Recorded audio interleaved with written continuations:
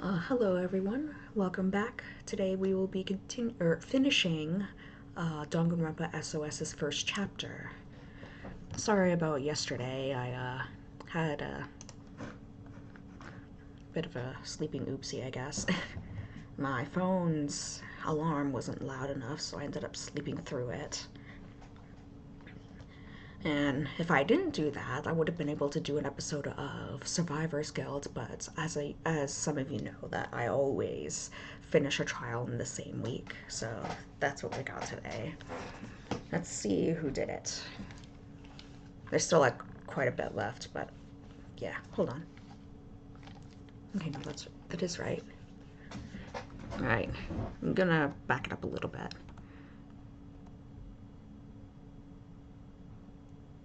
Oh wait, maybe not.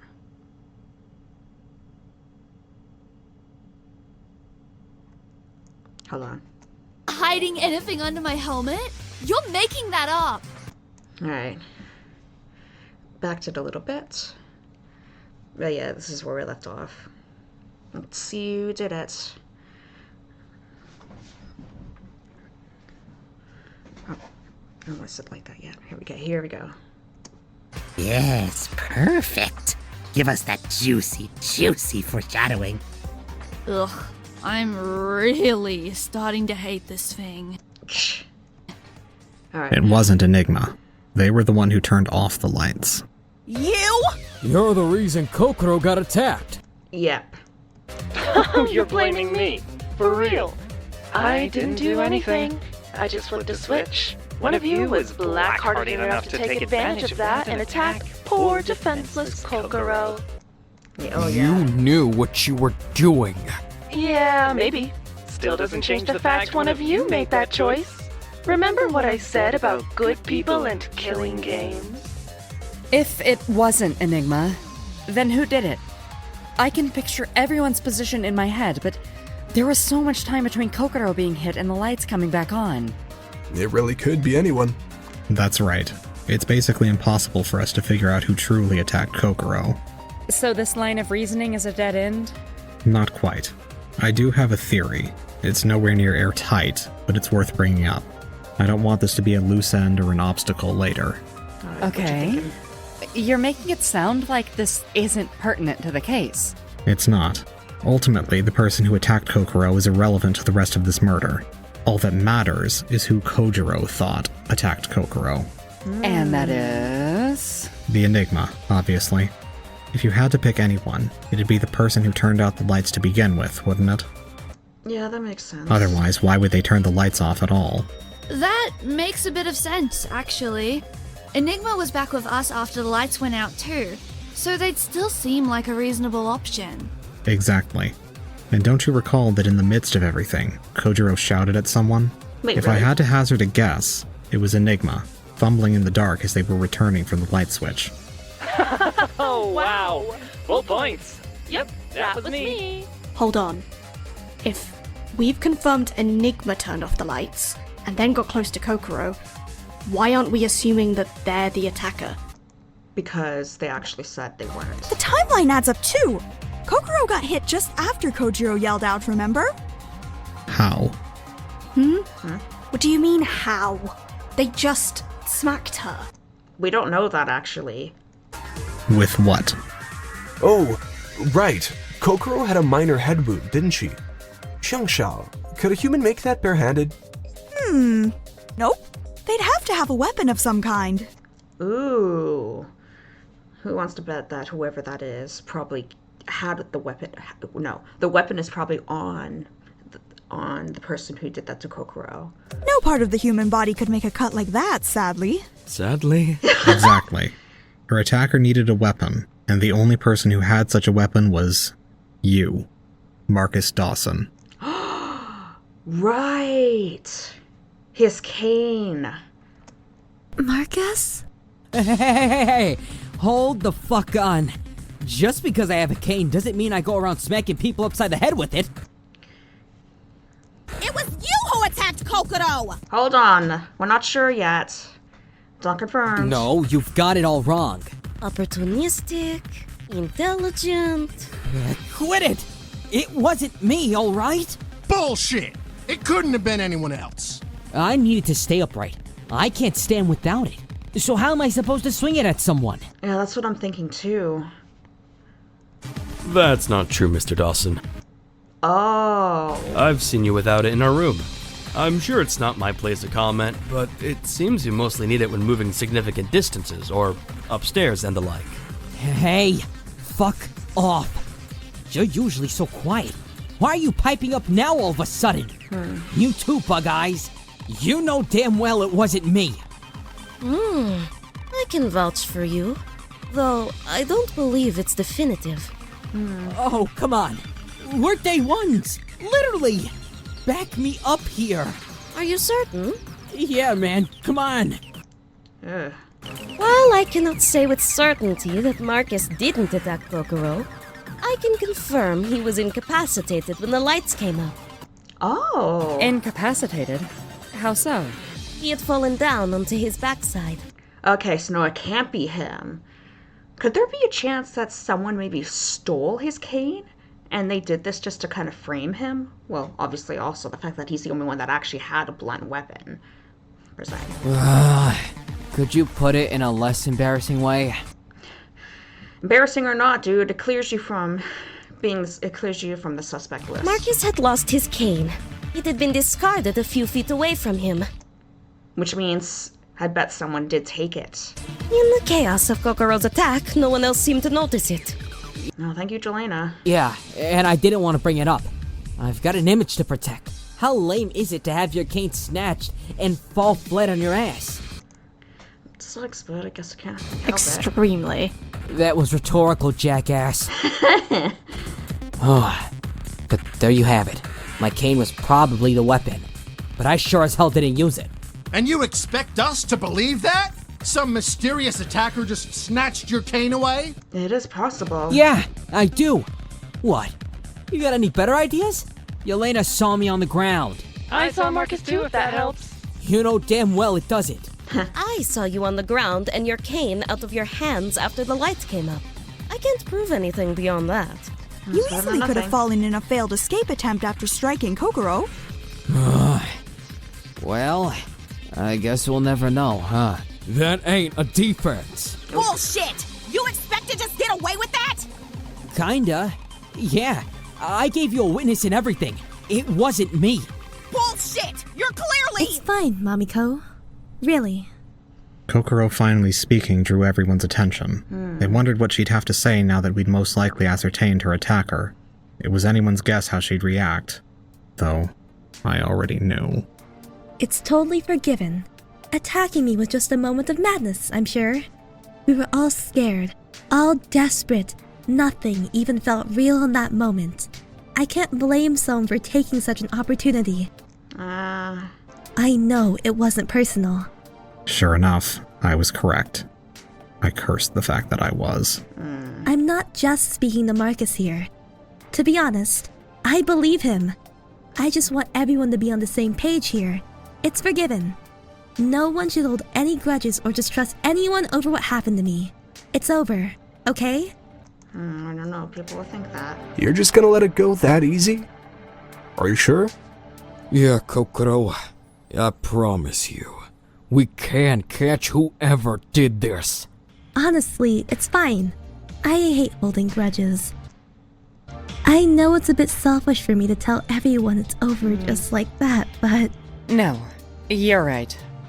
What's done is done. No use worrying anymore. Right? Yeah, that is unless you don't catch the killer. Right! Now, can we move on already? I'm not a big fan of all this attention. Alright. Already my back's hurting. Just gotta make sure camera... Okay. Alright, back to it. Another inconceivable expression of hope from Kokoro Uehara. The worst part was the way the entire class followed her lead. They trusted her, the innocent victim, so they had no problem placing their hearts in her hands and letting go just as she did. It was terrifying how she could induce a change in people so easily. Ooh, I could see... Every time I thought I could feel her... I could see I see Yuki having a problem with Her that. light began to ebb, it would renew, twice as bright. It seemed there was no end to the frustration she would cause me. Ooh. Well, with that in order, I just need to confirm one more thing. Then I think I can put our other case to rest too. Really? You figured it all out? That depends. Did Kojiro see Marcus at all? Did he even get a chance? No, thank God. It was just the shrimp and the freak who saw me. Everyone else was looking at Kokoro. Well then... In that moment, something about Hanamaki shifted. She was always an upright and confident woman, but with just that deep breath inward, her presence became all-encompassing. Queen Bee was always an apt description of her. Everyone's eyes fell onto her immediately, deferring to her rule. In that case... it's you. Without a shadow of a doubt. She pointed at them, dealing a definitive first strike to her target. Huh? Me? Yes, you. The ultimate enigma. I'm certain that you're the one who killed Kojiro. Really? Why? Let's go from the beginning. First of all, you have no alibi. You're the only person here who doesn't. The rest of us, we're all in the kitchen too close to the time of death, or can be vouched for by our roommates. No one else even had the opportunity. You sure about this? Oh, is it getting hot in here, or is that just me? Not to mention the psychological profile. You fit it, don't they, Elena? Befitting their name, it's hard to pin anything down. But I'd have to say yes. They've been known to opportunistically sneak off, and what was their little scheme with the lights if not manipulative and intelligent? That being said, I'd be hard-pressed to call them logical. Don't you remember what you said their overall goal was, though? It was chaos, remember? And who here embodies chaos more than the ultimate enigma? What other motivation could there be for the scheme with the lights? Their goal since getting here was to tear us apart by causing havoc. If that's their goal, wouldn't killing be a perfect way to achieve it? And as we've just established, there's the letter. By your own admission, you bumped into Kojiro just before Kokoro was attacked. That makes you the only logical recipient. Does it? Here's what I think happened. You received Kojiro's letter right after he made Mamiko write it. It demanded your arrival at midnight, but you decided to leave early and kill some time. I'm not sure how you spent it, but in that hour you got it in your head that Kojiro was going to try and kill you, and that you could turn the tables on him. That's why the greenhouse was broken into, not out of. If Kojiro's plan went accordingly, he'd have lured you in through the entrance and killed you in the greenhouse itself. The fact you met outside it all proves your killer intent. Kind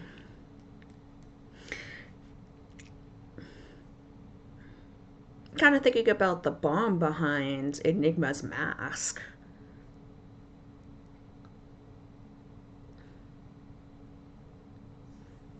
Just kind no, I don't think that's really relevant, to be honest. If you went there with good intentions, you'd have met Kojiro head on, not lurk outside and force him to come to you. You planned to kill Kojiro the minute you received that letter. And as soon as the opportunity arose, you took it, knowing it would drive us all into chaos. We'd be pushed to our limit emotionally, all accusing each other and arguing, just like you've always wanted. Just like when you triggered the attack on Kokoro. Everything here lines up. There's no one it could be but you, the ultimate enigma.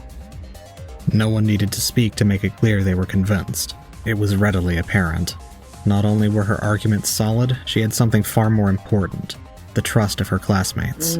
Throughout our entire time on the SS Vorpal, Hanamaki Hanagata was the one who brought order to the chaos. Ever reliable. Why would now be any different? Nothing to say to defend yourself? Not right now. You make a really good argument. If you have no defense, then repent for your sins, vile murderer! Confess! So, is that it? No. We just have to vote for them? Let's just get this over with. No. A little underwhelming, but the timeline adds up. Should we really be so quick to vote? Yeah, I'm thinking the same thing too, Park. We've been at it for hours already! I'm starving! Hang on! Don't you all remember what Masayuki said? We'd be condemning them to death! They had no problem doing that to you, Kokoro. Yeah, but... Kokoro, please. It's our first time voting. It's always going to be a leap of faith. But what else could it be? In situations like this, we'll never really know for sure. We can never patch every hole or resolve every detail. Sometimes, we just need to have hope. Trust me on this, okay? No, that's wrong. Huh? We don't need a leap of faith here. That hope will only kill us in the end. Masayuki, get real for a second. I know you hate the idea of hope, but it's logically sound too. Is it really? Or is it just in your best interest that we think so? What? What's that supposed to mean? Uh-oh, I think he's accusing you of murder. Why are you trying to end this trial so quickly? Are you accusing me of something?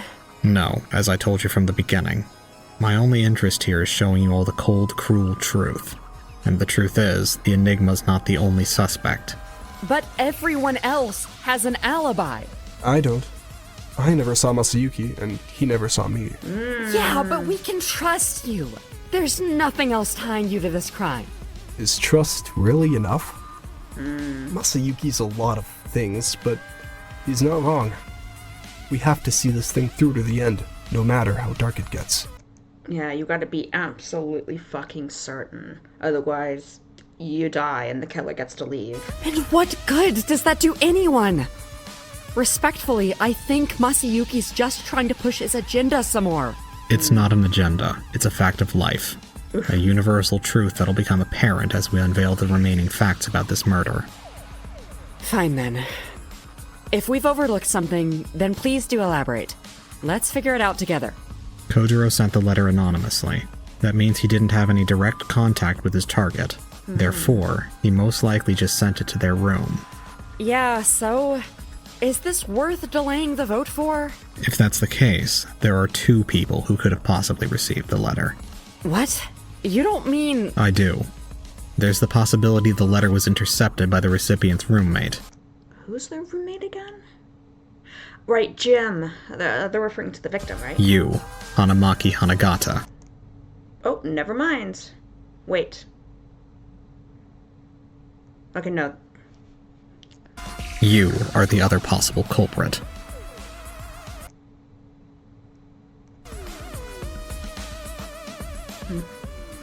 That's it for this episode. Alright, last one.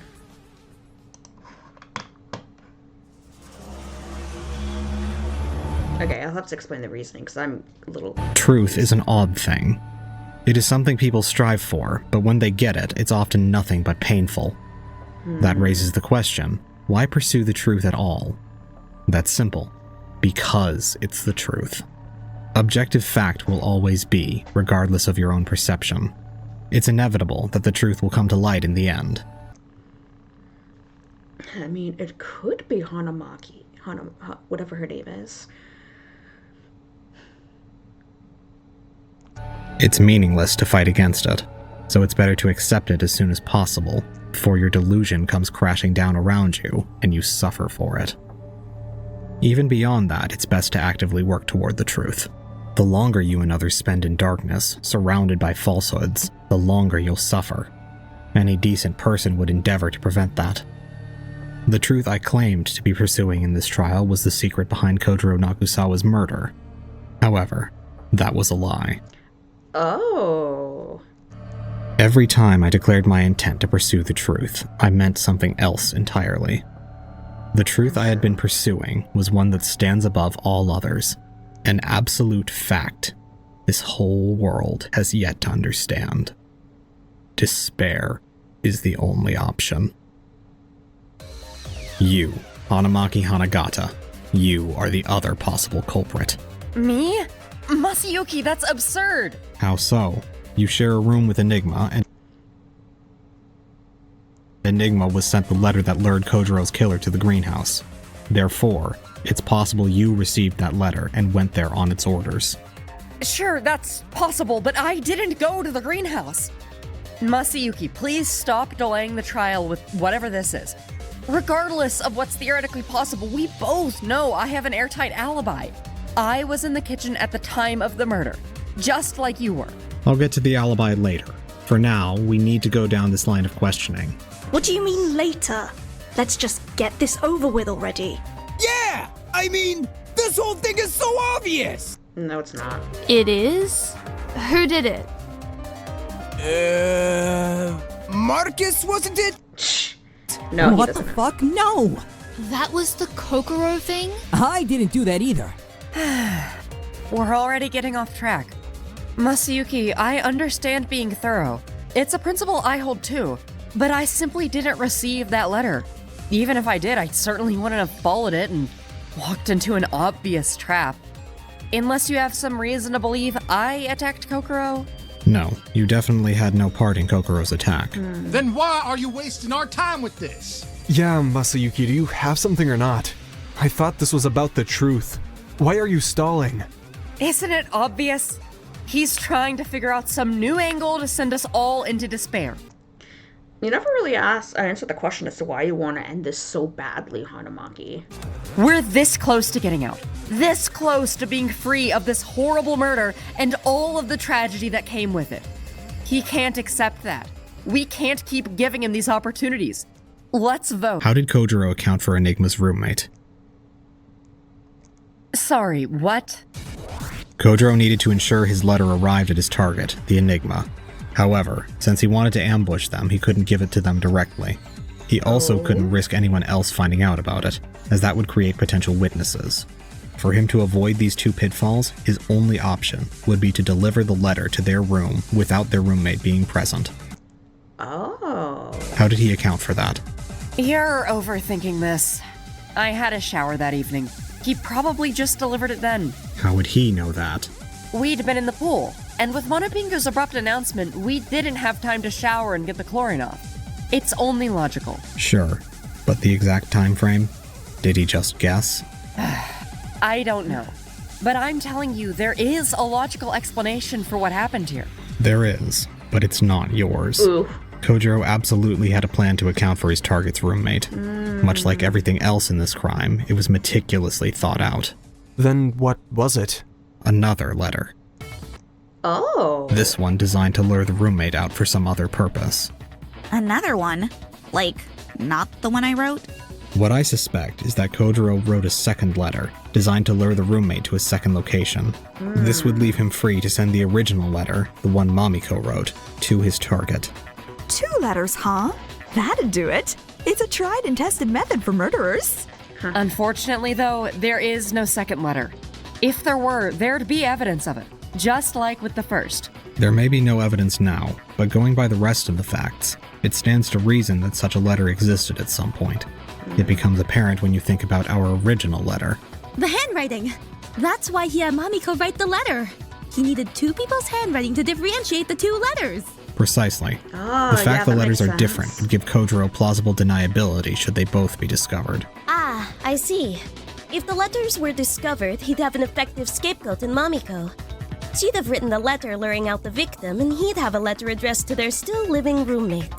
But he made me write that letter. I could snitch on him. You could, but the evidence would let you down. He could claim that you were lying, and he'd have a witness to back him up. A witness? The roommate. Had his plan been executed successfully, he'd have scheduled a meeting with the victim's roommate, presumably at a time that would provide him an alibi. He would commit the murder at midnight, then thanks to his preparation, he'd swiftly dispose of the murder weapon and set up the locked room suicide. From there, he'd head downstairs and attend his meeting with the roommate, giving himself an alibi. How would that give him an alibi? He'd still have a window of opportunity to go to the greenhouse, would he not?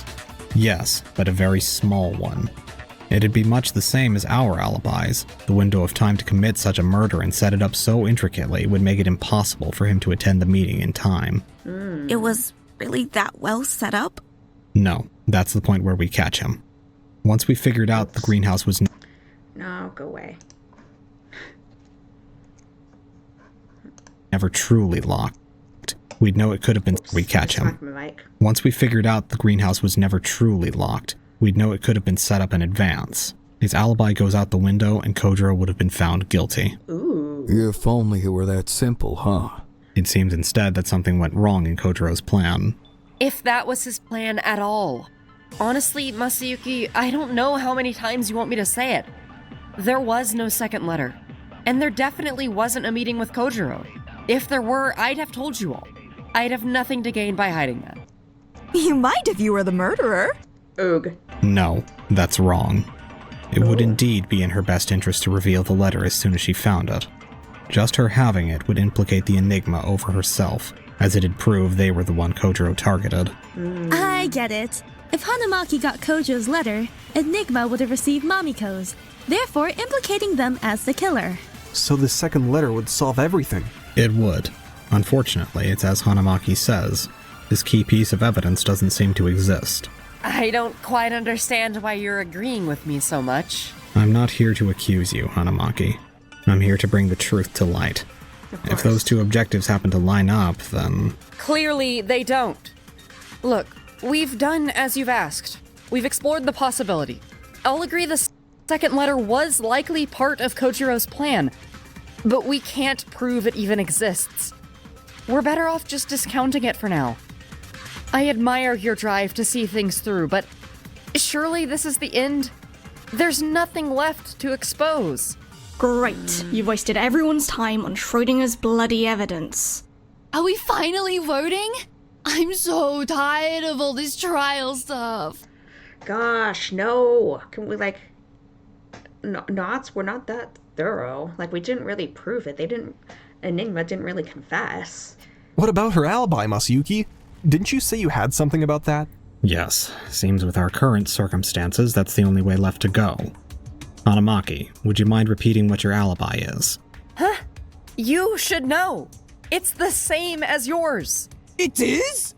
I've forgotten it already! Just say it. Honestly, this trial's gone on for so long. It kinda slipped my mind too.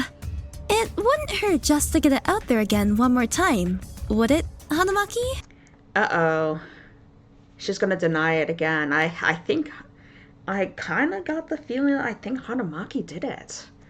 Let's see what her reaction is to this. Okay, but this is the last time. I don't like repeating myself so much. Our alibi is that we were in the kitchen around the time Kojiro was murdered. As we all know, Kojiro was shoved through the greenhouse wall at 12:08, creating a loud shattering noise. This also allowed the killer access to the greenhouse, which we assumed was locked at the time. Given it takes 5 minutes to travel from the greenhouse to the kitchen, the killer would have had to break in, kill Kojiro, hang his body and clean up, and then travel back downstairs, all in the span of 5 minutes. Obviously, that'd be physically impossible. Therefore, no one who was in the kitchen could have killed Kojiro Nakusawa. So, the killer met Kojiro outside and shoved him through the wall. That's when they entered the greenhouse? Yes, that's been established for a while now. What if that wasn't when they entered the greenhouse? What if that was when they left instead? Huh? That's not We what- know now that the greenhouse was unlocked. Therefore, the killer didn't need to break in. Oh, right. It's possible then that the shattering sound was instead Kojiro being shoved out of the greenhouse. What are you doing? That's your alibi too! No way. Again? He's destroying his own alibi again. You never cease to make things interesting, do you, Masayuki? Oh, come on! I thought we were nearly done. We are nearly done. Masayuki, where's your evidence? You can't just come out and claim all of our alibis are false off the back of clever reframing of the facts. Your manipulation isn't coming out on top this time. You're so against this. Like, I'd want to be as thorough as possible.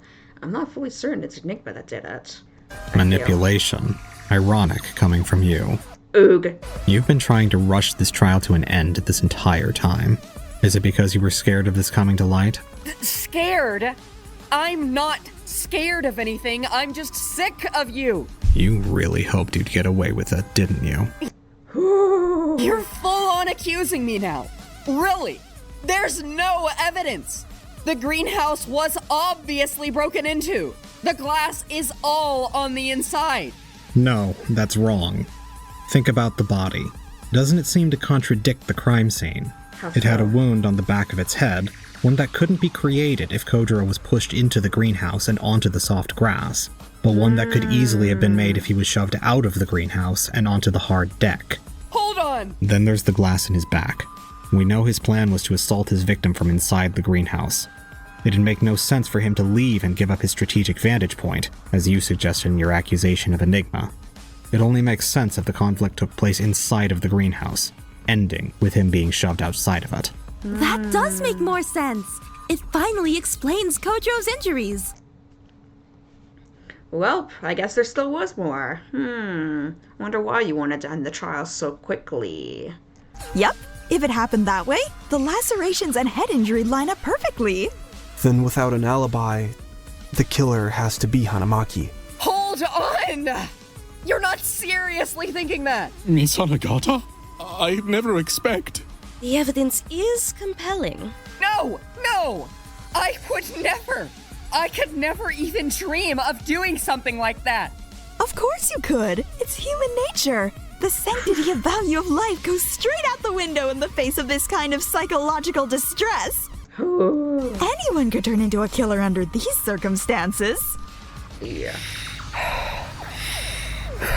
8, 16, 24, 32, 40, 48. I don't want to believe it, but under these circumstances, Hanamaki, aren't you the only person who could have done it? No, that's wrong. Oh. I'm not. There's someone else that everything we've said so far applies to. Masayuki Daiju. Oh. With Hanamaki's accusation, realization struck me all of a sudden. How so? I damned myself. Oopsie. I had grown complacent and shown my hand too quickly. Only now I realized the web I had become caught in, and how it was slowly tightening into a cage around me. Instantly, it became clear how things would play out going forward. It was already over. Oh no. I no longer had any chance of winning this trial. Oh, come on. Accusing your accuser? That's the oldest trick in the book that never works. No, I'm serious. Everything he's saying about me applies just as much to him. He has no alibi anymore, just like me. His roommate can't vouch for him, just like me. And could he not have been Kojiro's target? He was right next to Kokoro when the attack happened. Wouldn't it be logical for Kojiro to conclude Masayuki did it? Yeah, she's sounding kind of desperate. Wait a minute. You're right. But why would he reveal everything about this crime if he did it? He's not stupid. I think we can all agree on that, at least. It wouldn't be stupid at all. If he just tells the truth, all of his arguments are legitimate. He simply reveals the facts to us at his own pace and builds his own credibility. Then he can use that evidence to direct us all onto a scapegoat who fulfills the same criteria. Ingenious. Very much something he is capable of. And willing to do. Masayuki's goal is to make us all despair. If you vote wrong and condemn me to death, won't that be the greatest despair of all? No, do they know? No, what? No, they should know that everyone gets executed for a wrong vote, besides the killer. Hold on! Masayuki said he didn't want anyone to die! He said it's not in his interest for anyone to die if they don't have to. If there's a reason he thinks it's necessary, like driving us all into despair, he's willing to put our lives on the line. That's not fair! He didn't mean— Didn't he? He's right there. Go ahead and ask him. Masayuki, you don't want us all to die, do you? I already made myself clear. I don't want you to die. I want you to despair. That doesn't help. Just say you didn't do it. Why? I'm already being accused. Suspicion is being directed toward me in my every action. Protesting would at best be meaningless noise, or at worst incriminate me further. I'll let Hanamaki finish. God, you're so... You could die here. Do you even care about that? No, he doesn't. And he proved that when he incriminated himself the first time. Whether he lives or dies is secondary to achieving his objective. It's entirely possible this whole thing is a trick. Perhaps the plan was to lure us all in. Create a narrative where we doubt him at first, then come to trust him. Creating a sense of even stronger camaraderie and trust than if we had not believed him to begin with. Then, he would reveal the truth of this killing, making us turn on each other. Ooh.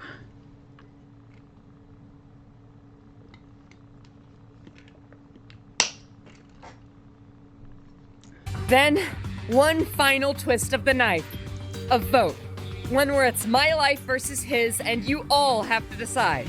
Come on, isn't that a little too elaborate?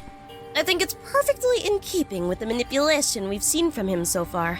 I can believe it. He's definitely smart enough for such a devious plan. But he didn't do it. Right. And what's more is that it's just like the psychological profile. Well, you could actually be lying about your true personality and intentions. They haven't even known you for like a whole ass 24 hours yet. You could actually be lying about it. Opportunistic, intelligent, motivated to drive us all into chaos. Masayuki has been that way this entire trial. We know the nature of our killer. That's also very true. I'd also be hard-pressed to align you with our psychological profile, Hanamaki. Exactly! Even if we share the same evidence, there's things about this case that only line up if it was Masayuki. The letter, for example, why would I ever follow it? We've established clearly it would have had no leverage over me. But someone like Masayuki, someone seeking opportunities at every turn to spread his philosophy of despair, you think he'd pass that up? Momentum was once again on Hanamaki's side. Her passionate words drew the class's hearts and minds toward her once again. Although our evidence was evenly matched, it was quickly becoming clear that our influence was not. I understand what you're saying. Murder would only be a few steps up from the kind of sacrilege he espouses. More than that, it'd be perfectly in keeping with everything else. Remember what he said about wanting us all to suffer? There's even evidence tying him to the crime scene. The scraps of his jacket on the glass. That's wrong because you had his jacket. You had his jacket. That's wrong. You definitely fucking did it because he did not have his jacket on him. Can you like fucking say that? Can you say that? You have people backing you up saying that you did give her your jacket. Are you gonna say anything about that, please?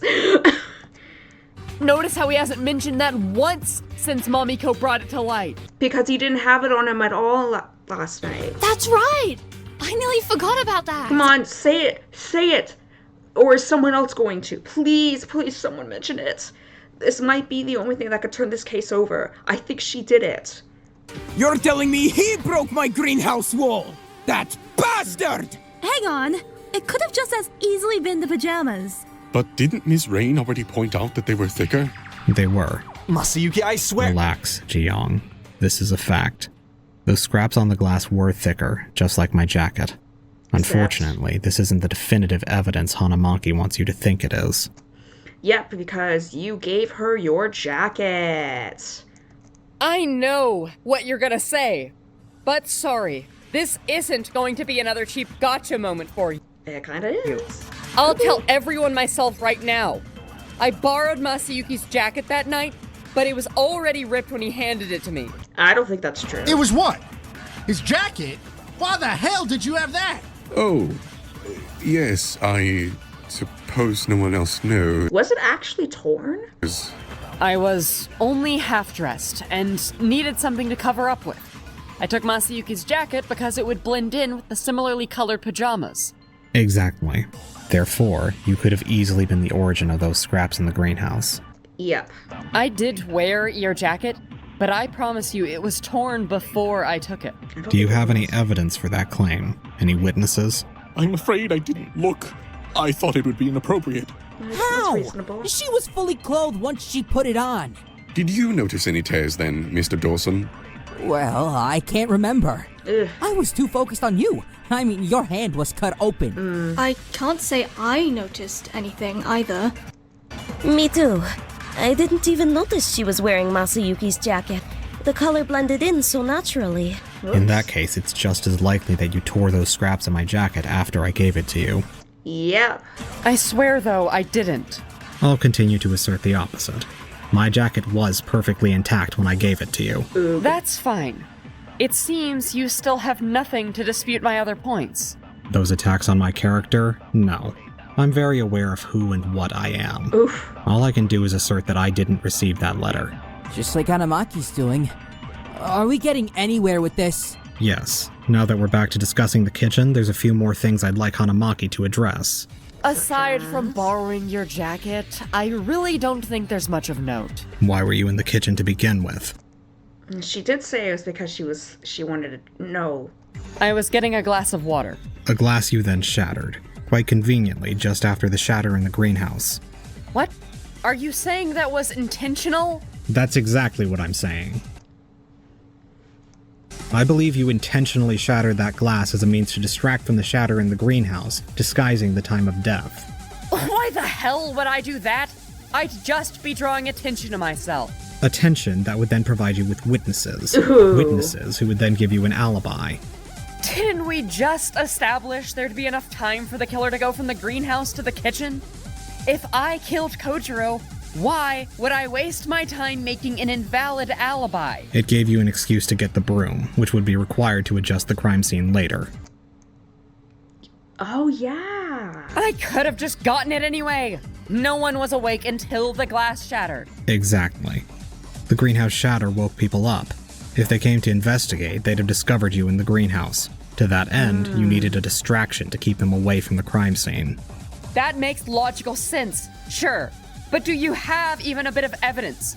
All you can prove is that I broke a glass in the kitchen. That doesn't tie me to the crime at all.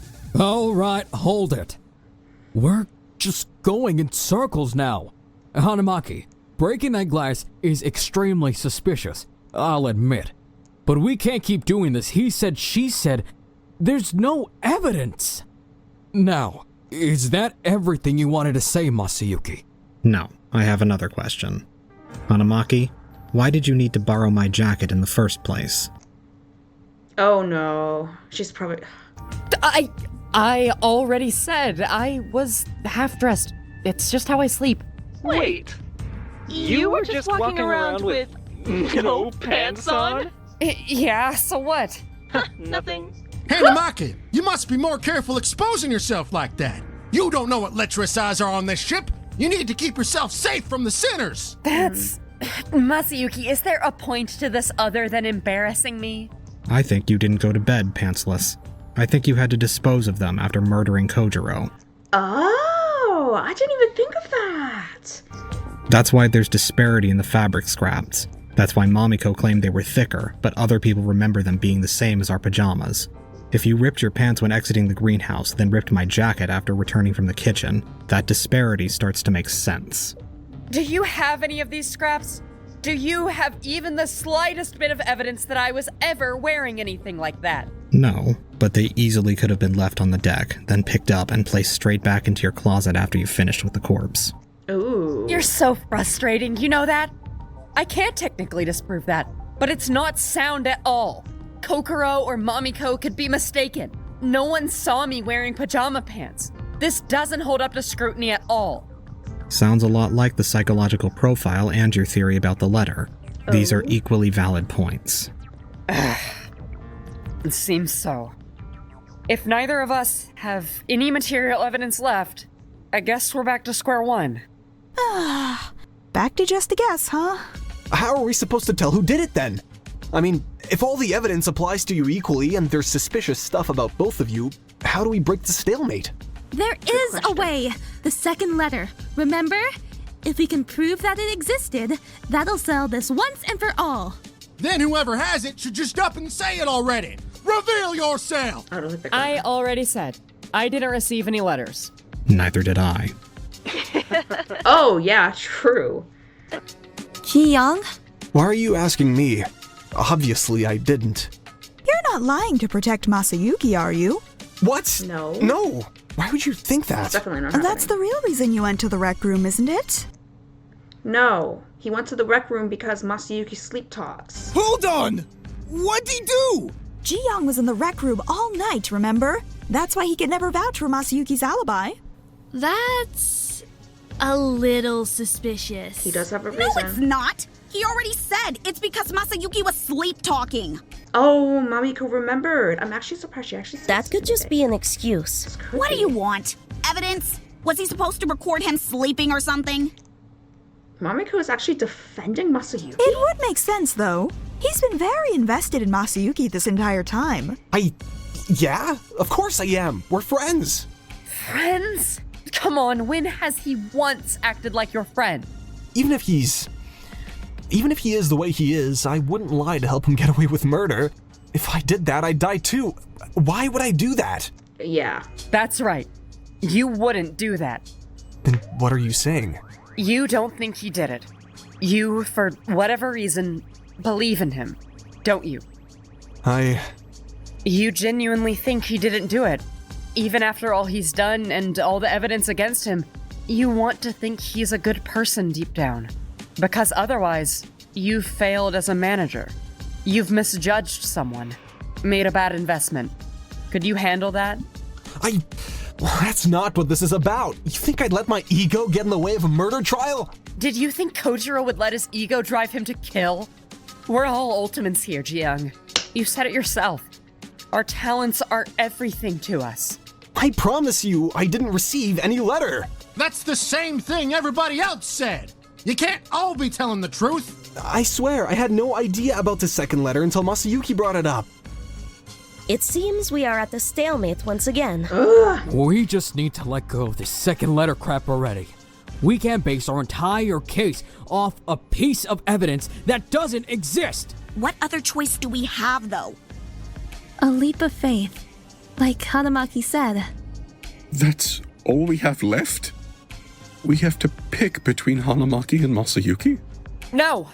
You have to trust me and vote for Masayuki. This is exactly the scenario he laid out to us earlier in the trial. The despair of holding our lives in his hands. He's led us all right back into his trap. You've had just as much of a part in controlling the narrative of this trial as I have, Hanamaki. Yeah. What else were your accusations against Mamiko and Enigma? Even subtly, you've been the engine running this trial, controlling where the conversation goes, switching subjects and taking the lead when it's most beneficial to you. Ooh. We're the same in that regard, too. I guess we really do just have to pick one or the other. I know who has my vote. Masayuki or Hanamaki? Masayuki or Hanamaki? Hanayuki or Masamaki? What? Well, it seems we've reached the final part of our trial. Oh, if no. no one has anything left to say, let's get to voting. What in the world are you laughing about? Have they lost it? I don't think they ever had it to begin with. Okay. Enigma. Hey, if there's something funny going on, at least have the decency to clue us all in. Yeah. I'm sorry. It's just so... Damn it, out with it already! I know something the rest of you don't. What? Is that so? Yep. I was so caught up in the show that I almost forgot to reveal it. I mean, wow. What a trial so far. Am I right? The way Hanamaki was all... No, that's wrong. Masayuki's been Oh, you can mimic people's voices? Or record them? tricking us this entire time. And Masayuki was all... I cannot confirm or deny I have been tricking you this entire time. So stupid. When are you two gonna drop the acts already? What? Act. I'm not acting. This is the truth. Ugh, boring. You both keep yapping about the truth, but where is it? Everyone else here is freaking out and showing their true faces. What about yours? I mean, sure, you've both been giving big speeches this entire time. But come on, isn't it about time we see you really squirm? What are you planning? I have something that'll really push you two to the edge. The actual, total truth. It even comes with evidence. Oh, come on! Are we really gonna listen to this creep? Hold on. let's hear what they have to say. I agree. The truth is, I was Kojiro's target. The second letter does indeed exist. I should know. I got it. Yo! So Hanamaki is that? Not finished. Hold on. I received the second letter. It said the following. I have information about Kokoro's attacker. I think you'd be best suited to dealing with it. Please come to the rec room at 11:40 and wait there for 30 minutes. What? This can't be allowed to leak to other people. The rec room? Oh no. Was it actually Park? So the second letter did lead to the rec room. Yep. It was a fine enough distraction. Anyone would be curious about Kokoro's attacker. And the little compliment, I think you'd be best suited to dealing with it. Very sneaky. It'd pretty much get anyone to at least consider leaving their room. Then that's what you did. You left the rec room, and Hanamaki received the other letter. You'd think so, right? I mean, surely it just seems like an unlucky break. I got the letter meant for Hanamaki, and she got the letter meant for me. But I didn't see you in the rec room. I'm getting to that. Jeez, have some patience. We're getting to the big climax. Here's the thing. I don't care who attacked Kokoro. This letter didn't mean anything to me. Plus, it was so clearly a trick. You want someone to leave their room for 30 minutes at such a specific time? It was obviously part of a murder plan. And how could I let one of those happen without involving myself? So I waited. A little while later, I received the other letter, the one Mamiko wrote. Boy, was I lucky Hanamaki was in the shower at just the right time. So Hanamaki is not the one who did it. I was able to snag both letters with her none the wiser. You had both? That means they ain't definitive evidence anymore. That only works if they were sent to two different people. Oh, but they were. I mean, who would I be to get in the way of such a well-constructed murder plot? On the first night, no less. No, I made sure the letters were given to the right people. It was just a matter of who. Oh my, you don't mean... Yep, I redistributed the letters. Oh. I gave one to the killer who left it on Kojiro's body, and the other is on the person of someone in this very room. What? The other letter is here! Right now! Yes, indeed. The letter incriminating the killer is in someone here's pocket. Chances are they've already noticed it. Would the lucky contestant like to come forward? Please don't be me, please don't be me! Come on, come on. Woo! I'm safe! My pockets are empty! Me too! Did you check under your helmet? What if they hid it in there? What is with you all in my helmet today? We don't all need to check our pockets, guys. There's still only a few people it could be. It'll just be the people without alibis, won't it? Jiyoung, Masayuki, Hanamaki, and Enigma. And I doubt the Enigma will be too forthcoming. That's right. It could be me. It could also not be me. You'll find out when the time is right. It's not me. Look, all my pockets are empty. That just leaves Jiyoung and Masayuki. Hang on. How can we be sure the Enigma's not lying here? This could all be made up. Because there's evidence, and one of us three has it. So hurry up and show it already. That's not up to me, is it? Jiyoung floundered. It was already becoming apparent to everyone that he was the one with the letter. It was him! All eyes shifted from Enigma and onto him. Hold on. Jiyoung, if you have it, just show us already. There's no use hiding it. The only thing you're accomplishing is defending a murderer. You don't know that he's a murderer. All the evidence points to Hanamaki just as much. Why are you so unwilling to accept the possibility of Masayuki being the killer? Was Hanamaki right? Are you scared to admit you've misjudged him? No! Of course not! I know damn well I misjudged him. I thought he was just a washed-up ex-ultimate who was down and needed a little help getting back on his feet. I didn't think he was him. Then cough up the letter already. You can deal with all his despair stuff, but can't accept that he's a murderer? I don't... I pitied Ji-young. He was engaging in the exact fruitless struggle I despised seeing the most. His hopes about me were tearing him apart. I wanted to put him out of his misery. I knew it would mark me as the killer, but the trial would continue inevitably in that direction anyway. There was no need for him to keep suffering. Ji-young. What? It's okay. What are you saying all of a sudden? Trust me. Just this once. Trust you? After all this? Please. We need to move forward in this trial eventually. You don't need to keep struggling. Ji-young's hands trembled as he looked at me. His eyes kept glancing downward as he agonized over the decision. I couldn't blame him. I wouldn't trust myself if I were him. Even then, there was a part of me that wanted him not to give in to my request. Unfortunately...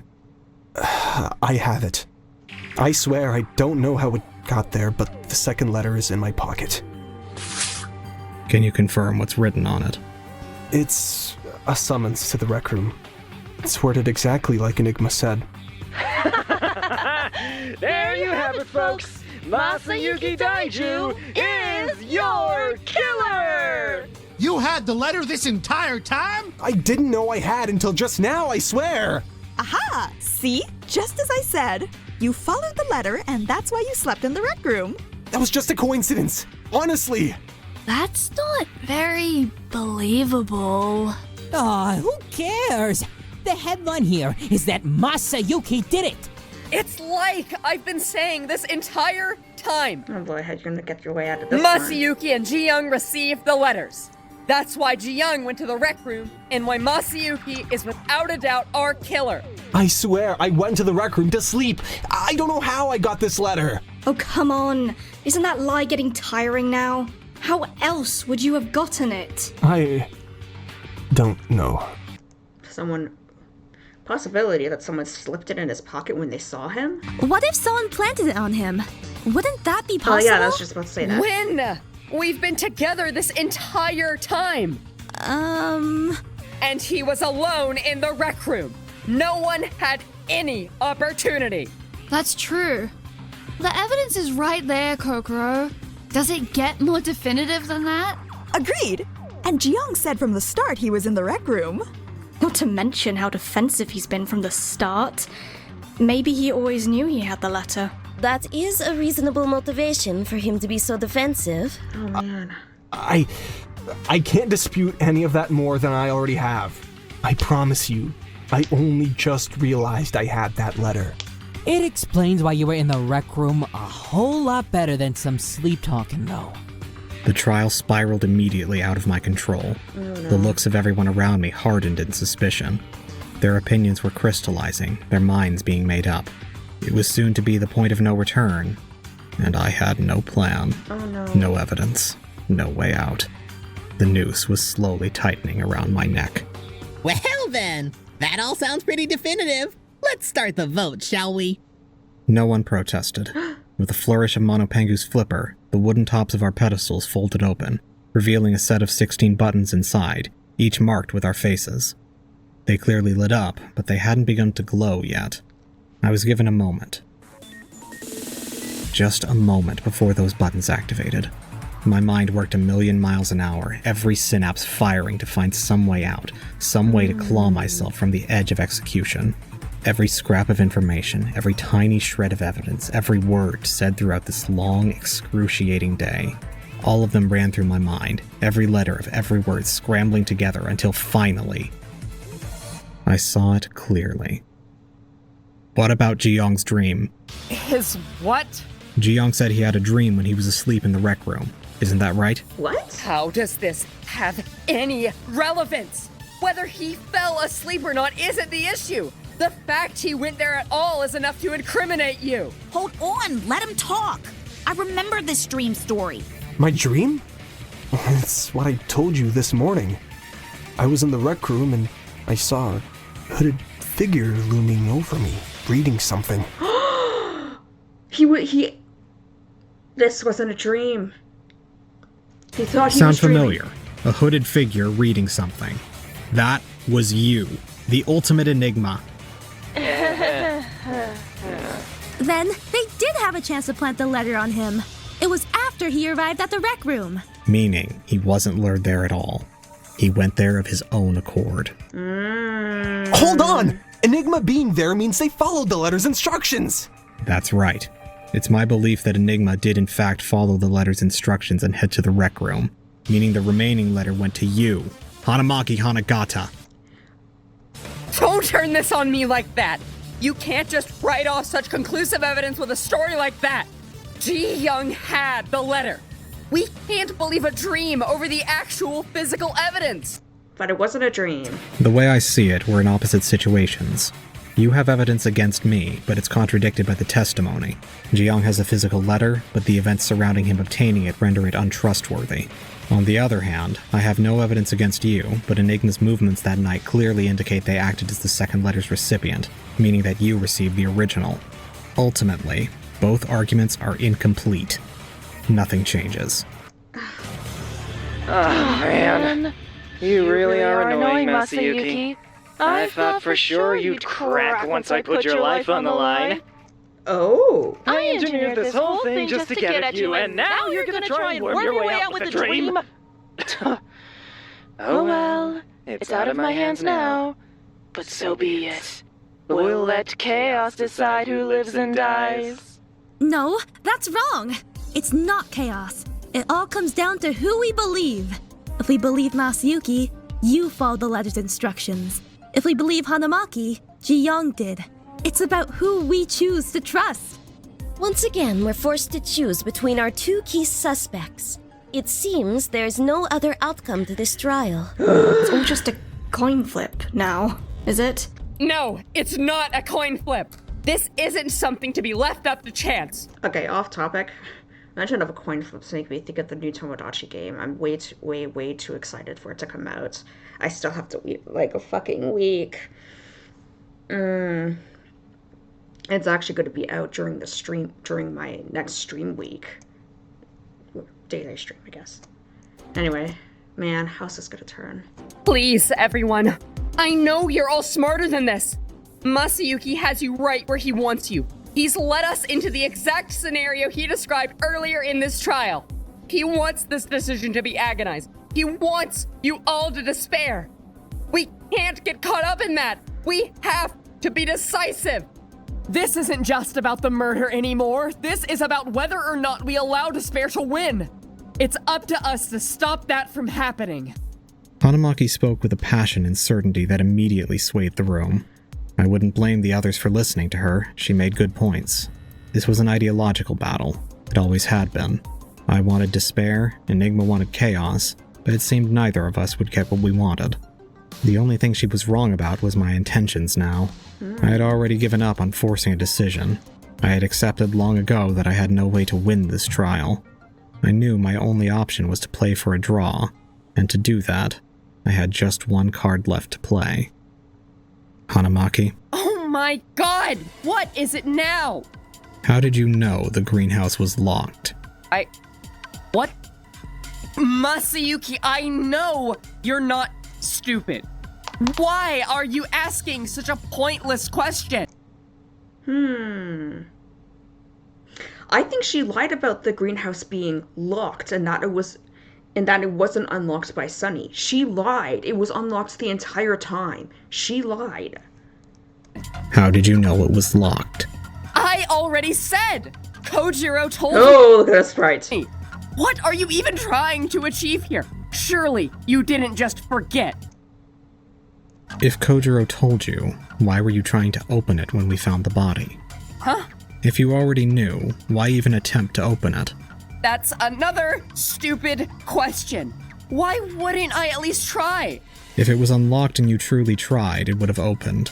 What I propose is that you faked an attempt to open it before calling Sunny over. Yes! Who then successfully opened it and made us believe he was the key. Yes! I see no other reason why you'd have failed to open the door the first time other than intentional misdirection. Yes! That's what I'm saying. What? What are you even saying anymore? That's not an argument. I tried to open it and I couldn't. It's that simple. Oh man, Hanamaki did fucking do it. This whole time, all you keep doing is making statements that could be true. Where's your evidence? You just keep manipulating the facts to make these twists and turns that amount to nothing but further confusion.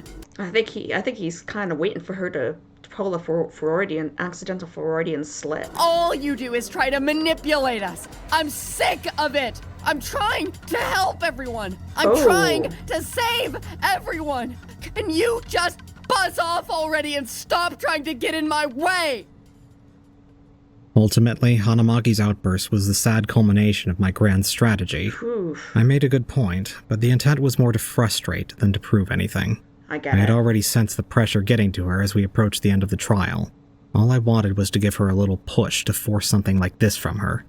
Oh! An outburst that would undercut some of her reliability and perhaps earn me a few more votes.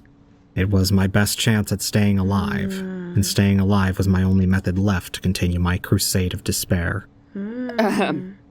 Sorry. I got a little carried away there. Let's begin the vote. All right. This is it then. No further objections? No. All that needs to be said has been said. Sadly, I only had one big plot twist planned. It's still down to just Hanamaki and Masayuki, right? God, this... I'm on fucking edge. Same evidence applies to them. How are we supposed to choose? That's just the thing. I really have no idea. That's fine. If we all just vote with our guts, I'm sure things will work out okay. However things turn out, we did our best, didn't we? Thanks to Masayuki's pushing, we finally have the whole truth. We've been given our best possible shot at voting right. That's all we can ask for. Well then, without further ado, it's voting time! The buttons finally lit up. Without a word, we all made our votes. The room seemed to rumble with tension, the air growing uneasy. Oh no. The atmosphere around us seemed to wobble and distort.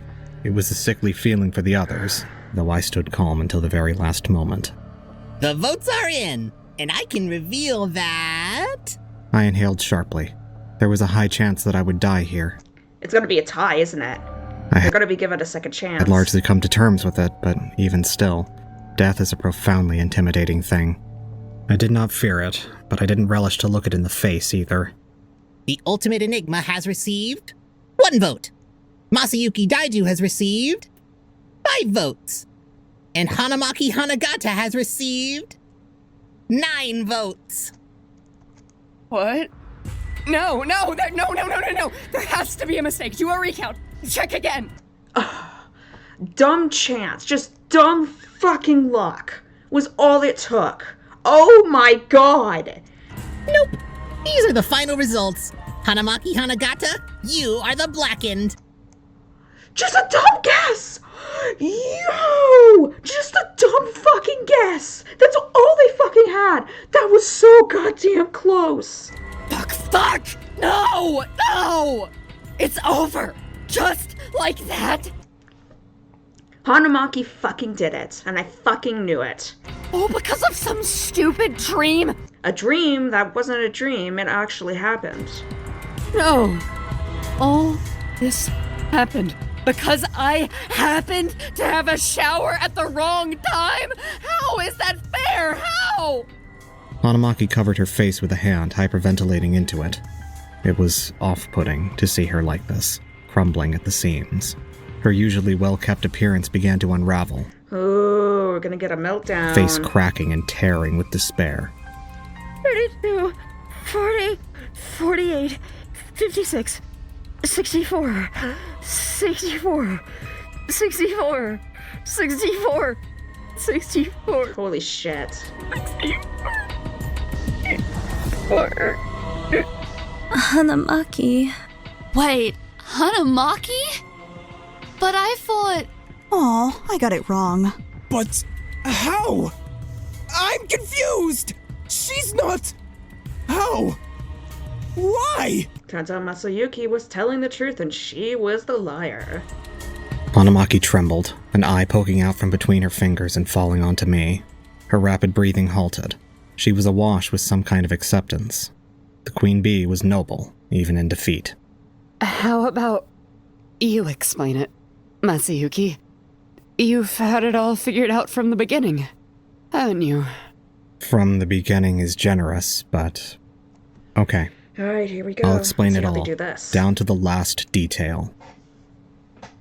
Hanamaki Hanagata killed Kojiro Nakusawa. Here's how it happened. Our story begins with Kojiro himself. Desperate not to lose his career as an idol being trapped on this boat, he devises a plan for a murder on the very first night. He already has the perfect location for it, an unlocked greenhouse on the off-limits deck. This inspires him to create a locked room mystery. To do this, he perpetuates a lie that the greenhouse was locked. Was Hanamaki the same person that also attacked Kokoro? From there, he sets up his mystery by sawing off a branch to act as his murder weapon. He then uses a shovel to bury the branch and disguise its location. This achieves two things. 1, it keeps the branch out of sight from his victim when he attacked them, and 2, it keeps it hidden when we discover the body, helping to further the other illusion Kojiro was creating. The illusion that his victim's death was a suicide. To do this, he ties a noose that he himself would eventually hang from. With the crime scene set up, it comes time to lure out his victim. His intent was to kill the ultimate enigma, but in order to isolate them, he would have to separate them from their roommate. To achieve this, he decides that he'll use 2 letters, one for Enigma and the other for their roommate. He has Mamiko write a letter to Enigma that calls for them to come to the greenhouse. Oh, I guess Enigma's the first person to not have to bunk with someone. Using leverage over what happened Oh, and Jim. Sorry, stupid. to Kokoro to lure them out. The other letter he writes himself and sends it to the roommate. It summons them to the rec room and asks them to wait there for information on Kokoro's attack, something he knows will appeal to them.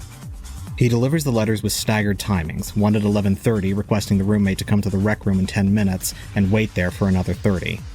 Later, at 11:45, after the roommate has presumably left, he delivers the second letter. This one calls for his target to come to the greenhouse at midnight. These timings provide a secondary benefit too. Since Kojiro set the crime scene up in advance, he'd be able to quickly execute the murder and then head downstairs to make his meeting in the rec room. This would put both events so close together that he'd have an alibi for around the time of the killing. Unfortunately, the Enigma is the one to receive the rec room letter. Sensing an opportunity for further chaos, they pocket it and wait for another. All the while, their roommate is in the shower, unaware of this. Ultimately, this unfortunate timing is the reason this entire case happened the way it did. If their roommate hadn't been showering at that moment, they'd have likely seen both letters and none of this would have happened. But such is chaos, and chaos is a cruel thing. Enigma takes the rec room letter for themselves and heads out on its orders, leaving behind the greenhouse letter, which their roommate then takes for themselves and follows the instructions of. The 2 recipients head off to their respective destinations. The killer arrives at the greenhouse, and Enigma at the rec room. Kojiro is already lying in wait. Knowing what we know, it's safe to assume he was waiting to ambush them with the branch in hand. His target arrives. Although not the target he's expecting, he makes an attempt to surprise attack them, though it's unsuccessful.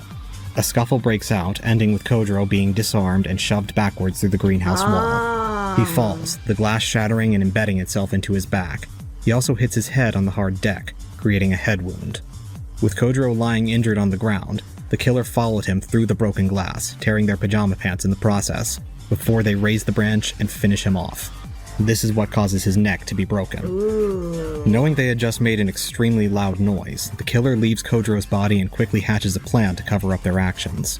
They remove their suspiciously damaged pants and head straight to the kitchen and shatter a glass, a way to disguise any shattering noises potentially heard earlier. This also gives them a natural excuse to grab the broom, which will become essential to their cover-up later. As an additional benefit, they're seen by various other parties, including Harold, who shatters another glass and further obfuscates the timeline of events. This works out conveniently to give them an alibi. Another way it works out for them is my presence. Upon my arrival, they see my jacket and are inspired to frame me. To this end, the killer borrows my jacket. Upon returning to the scene of the crime with the broom, they sweep the shattered glass into the greenhouse, in order to sell the idea that the greenhouse was broken into, not out of. They also tear scraps from my cardigan, creating confusion regarding the fabric on the glass. Finally, they make their most explicit attempt to frame me, writing my name behind Kojiro's body as a fake dying message. Their job done, they presumably wash off the broom in the pool, pick up their discarded pants, and return to bed in their room.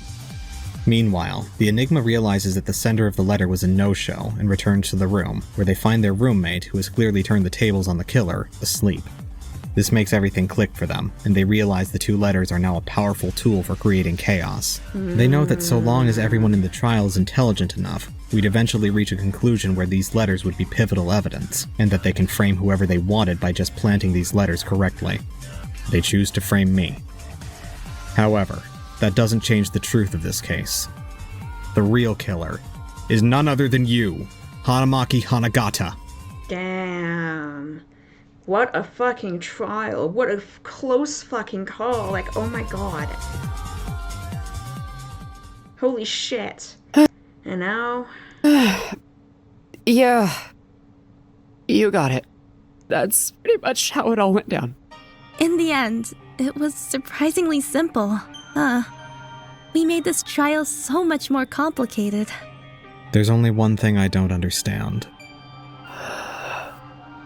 Feel free to ask. It's over for me. There's no reason for me not to answer now. Hi. I like the comic storytelling style. The voice is so bad, man. Yeah, unfortunately, this is the end of this chapter, and Hanamaki is about to be executed for murdering the victim.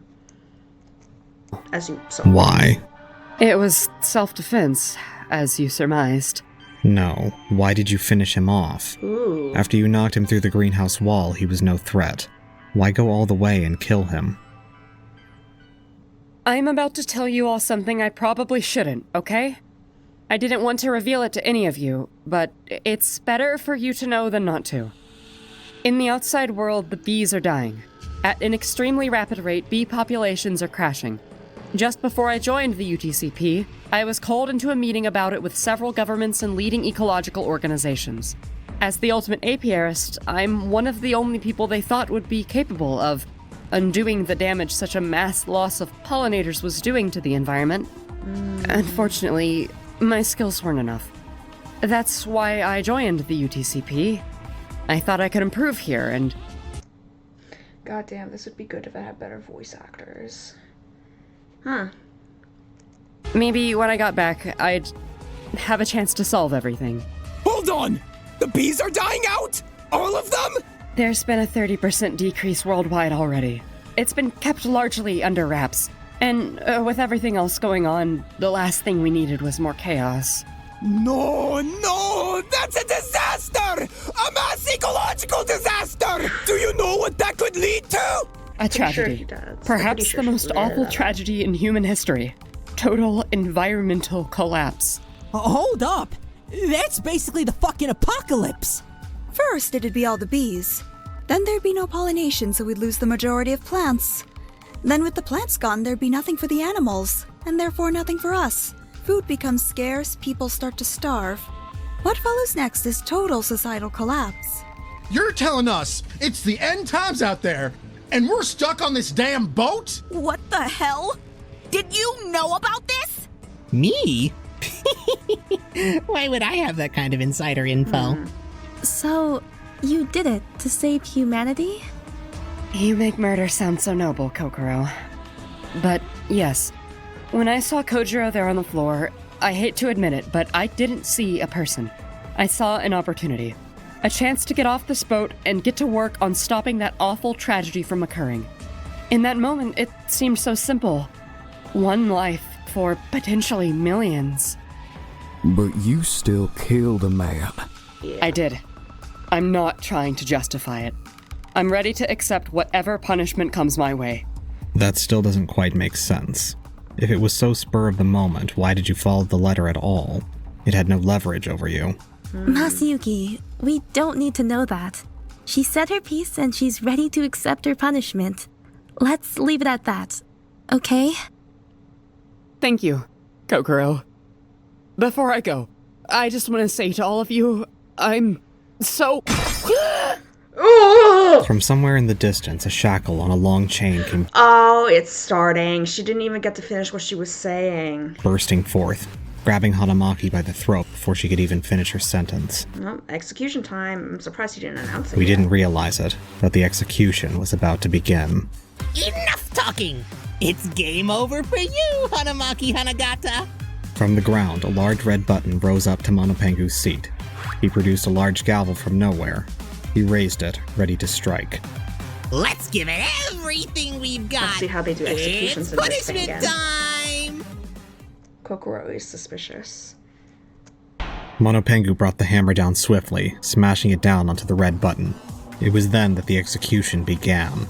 Hanamaki was dragged away into the darkness by the chain around her neck. From there, it was all a blur, a state of unreality. The next thing we knew, we were standing on a platform overlooking a large vat of an orange substance. Honey. It sat like a block, so thick it was hard to tell it was even a liquid. We waited for a moment in horrific anticipation. We all knew this was to be an execution, but we didn't know just how it would play out. I'm sure each of us imagined countless awful nightmares of what would happen next. But the reality was still so much worse. Oh. From above, Hanamaki Hanagata descended, hung like a marionette by the neck. She scratched at her collar, fingernails finding only hard metal. Her legs dangled beneath her, feet finding only air. Her throat strained for breath, finding only scarce oxygen. It was an awful sight, but the worst was yet to come.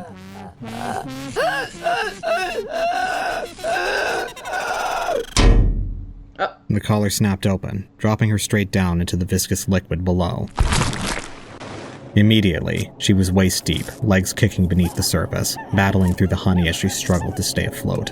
She thrashed, the honey like glue holding her movements back as she desperately attempted to keep her head above the liquid. Drowning by honey? Her arms beat at the surface, only for her clothes to stick to the sugary substance and further restrict her movement.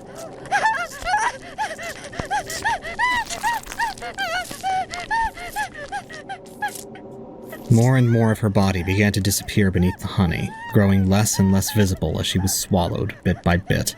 Her legs and feet were no longer visible. Her upper body was now sinking below, leaving only her head and shoulders exposed.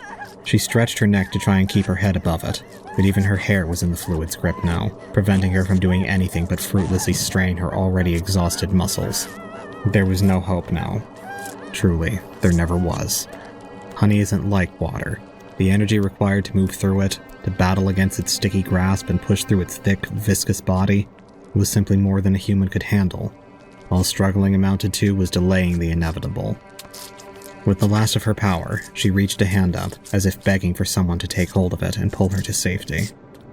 We were too far to even dream of aiding her, but still her hand dangled there, even as her face began to disappear beneath the liquid.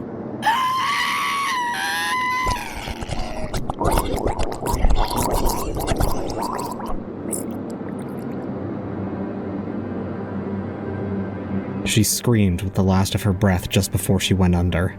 Although the honey was thick and stagnant, it still flowed into her open mouth as she sank under, flooding her throat and stuffing her airways. She couldn't even cough it up as it stuck to the edges of her windpipe.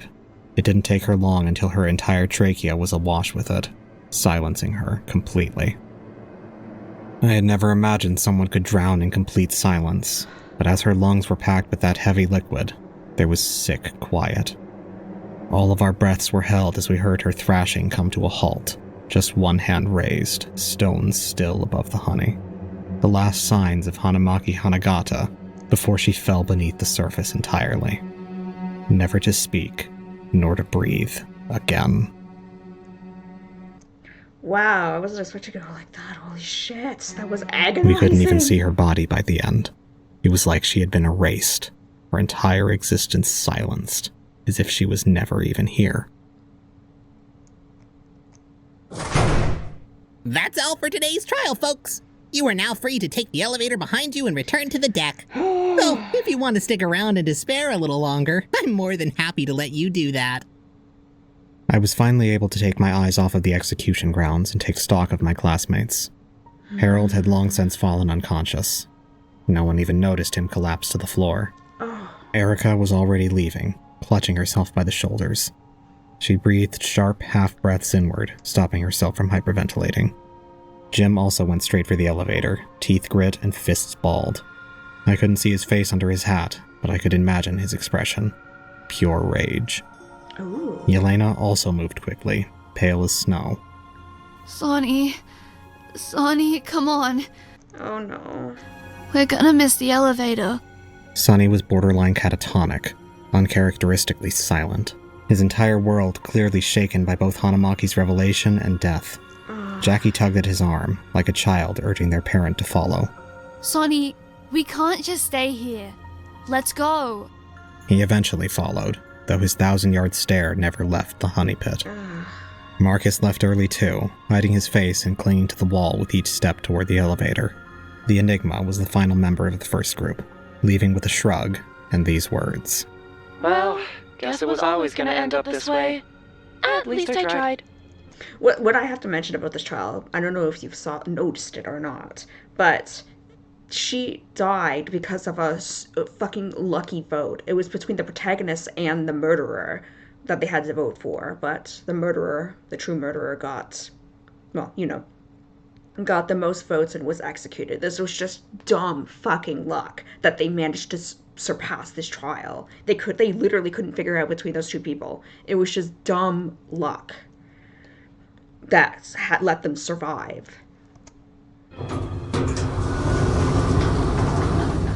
When the elevator left, Shangxiao snapped out of a trance she was in. She was near the front, still staring deep into the pit, body shaking with some form of excitement. Oh yeah, though I dreaded to ponder what kind. I'm gonna get the next one. Oof, it's actually bugging her. She remembered herself, quickly rushing off and entering the elevator. Drew Honeywell also remained behind, kneeled in the corner, head hung low. Praying for her. Guys, the elevator is here. Drew, are you coming? Don't interrupt me, woman. Let him pray. I'm praying for her. Oh, I'll just go up on my own then. Lord, I beg of you to judge this woman not by her actions, but by her intentions. The temptation of sin is strong, and it is my regret that she could not be stronger. But damnation is a cruel thing for a noble soul. Allow her a chance for redemption. Make the road long and painful, but allow her at least that chance. As your humble servant, I beg this of you. With his prayer completed, Drew left as well. He also took the elevator alone. Finally, it was just me, Ji-young, Kokoro, and Mamiko. Oh.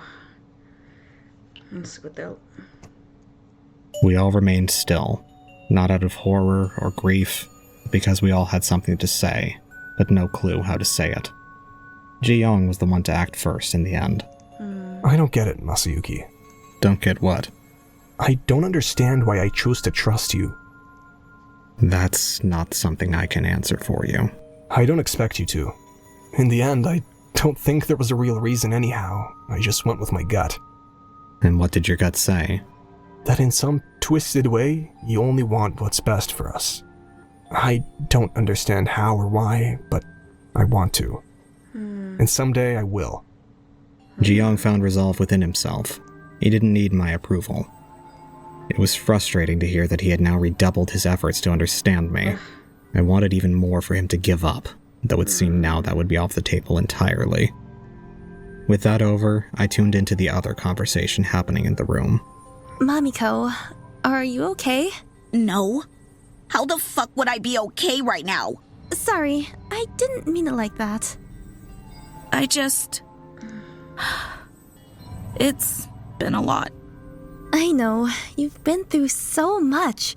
Everything with Kojiro. Ugh, don't even bring him up right now. For what it's worth, Mamiko, I don't think he was gonna frame you. I know Masayuki proposed that theory, and it was convincing, but I don't think he had it in him. He needed to differentiate the letters, but it's like Ji-young said, he cared about his fans. A lot. Makes sense. If it came down to the trial, I don't think he could have done something to make you hate him. After all, he considered losing his audience worth risking his life for. I figured he'd have risked getting caught if it meant he didn't let you down.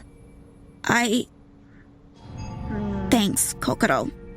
I'm gonna grab Harold and go. Mamiko left Kokoro, a somber look on her face.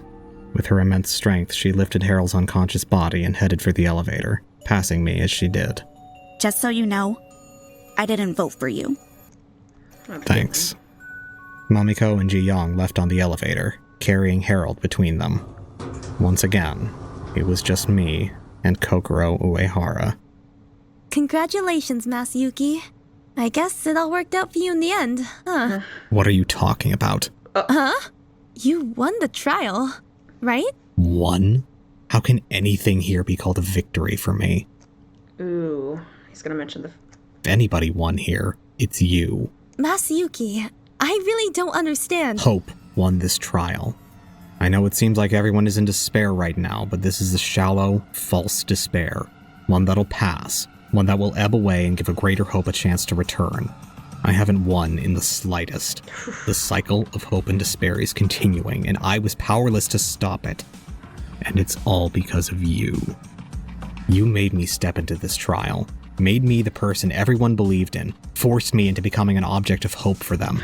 You encouraged them to give me a chance, and when they did, they were rewarded, because I and only I could guide them to the truth. I didn't even realize it, but the closer I got to what I thought was despair-ridden tragedy at the center of this case, the more and more I was fostering their trust in me, their hope that I was a good person. I only realized it when we got close to the final vote. It was like you said, if they voted wrong, we would all die. There'd be no chance for despair. But if they voted correct, they'd be vindicated for their trust in me, rewarded for their hope. I was powerless from the very moment I decided to cooperate. You trapped me in your web and slowly enclosed it until I had no choice but to play for a draw. Play merely to survive. To give hope victory in this battle just for a chance at winning the war. And all along the way, more little losses. Ji-young trusts me completely now. All my efforts to dissuade him have gone to waste. Even my attempt to unmask Marcus as your attacker was totally negated. No one even gave him a second look after you asked everyone to move on. Every move I made was totally countered. Hope has overcome despair at every turn in this trial. So do not congratulate me, Kokoro Uehara. Congratulate yourself. You've beaten me. Thoroughly and completely. I think you're giving me a little too much credit. Am I? Don't play the fool, Kokoro. How much of this did you have thought out? None of it. Just what? I guess I was tricking you a little when I first got you on our side. I knew I could use your own logic against you. And obviously, I couldn't just let despair win in the end. Kokoro pressed her fingers together, unable to meet my eyes as she confessed to her manipulation. I couldn't stand to look at her anymore. She truly was the living embodiment of everything I hated, everything I existed to stand against. I turned away and entered the elevator. I think she joined me, but I didn't turn to face her. I just stared into the darkness, damning myself, damning her, damning this whole trial. Hope had won, but hope inevitably begets despair. I would have another chance, but I knew there would be nothing but more suffering before that chance came. When I consider that suffering now, it would have been better had Hanamaki Hanagata survived and the rest of us perished.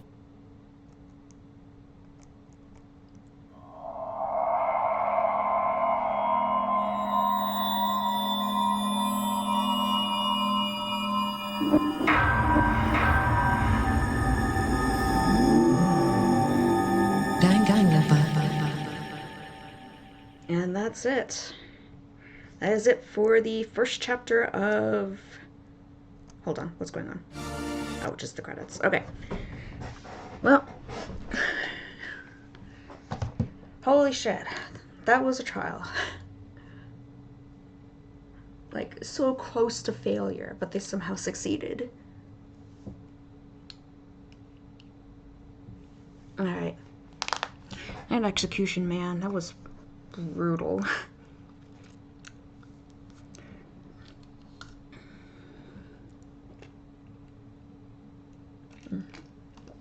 Alright. Obviously, it's a good idea if I mention this, but I am going to be taking time off near the end of April. I don't know how much streaming I'll be able to get done next week, as they're calling for storms again. If I didn't sleep in yesterday and was able to stream, I would have been covering more of Survivor's Guild today. But because of that mishap, that's obviously not happening, and will definitely happen next week. I gotta figure out what other fangin I should probably tune into next. Not sure which one, though. Anyway.